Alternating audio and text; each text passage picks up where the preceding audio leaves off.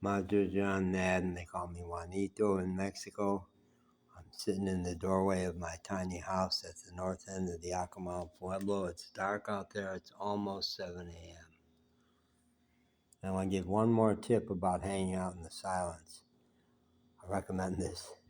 Go back to the silence, whether you call it meditation or whatever.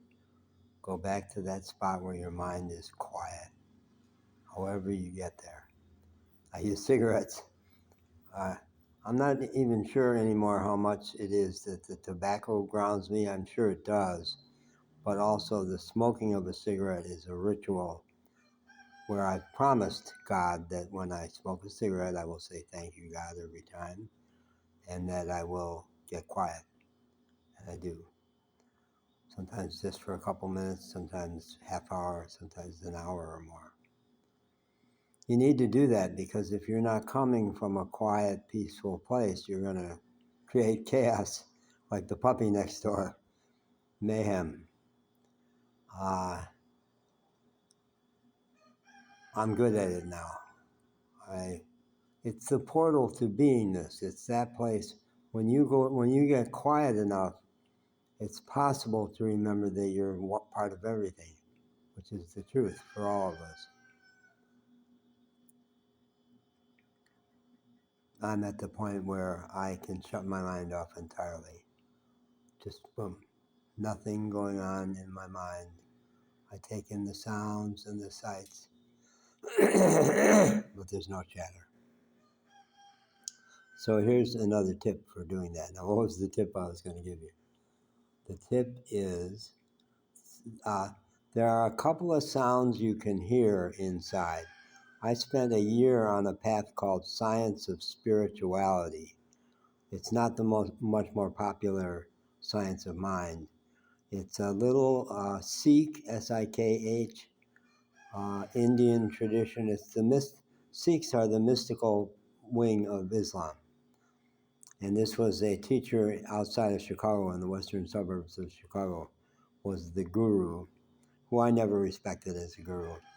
I still don't. I've got a couple of friends who are still on that path 20 years later and swear he's the real McCoy, but I never thought he was. But I practiced it because I was desperate at the time. It was during the period where I was wrestling with the diagnosis of bipolar disorder and the terrible drugs, and I was in bad shape. I needed anything I could. So what you do there, the meditation, you're supposed to listen for the spiritual sound and look for the spiritual lights. So you get this light and sound show. And I never got very far in it. I started to hear a high-pitched hum. And when I went to the mountains 5 years ago, I started to get back in touch with that sound big time. And I asked my friend Tom, who's still on that path, is that the spiritual sound?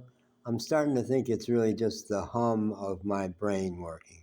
He says that's what it is. It's not the real spiritual sound. Keep going.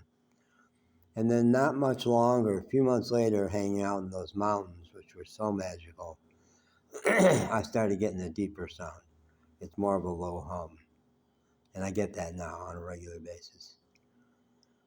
And if you should happen to encounter either of those sounds, stay with them. Focus on them because they're healing. The deeper one is super healing. And much like the Kundalini energy that I work with also, it'll just heal everything. It'll calm your mind. It'll help your body get regulated again. It's a good thing to do.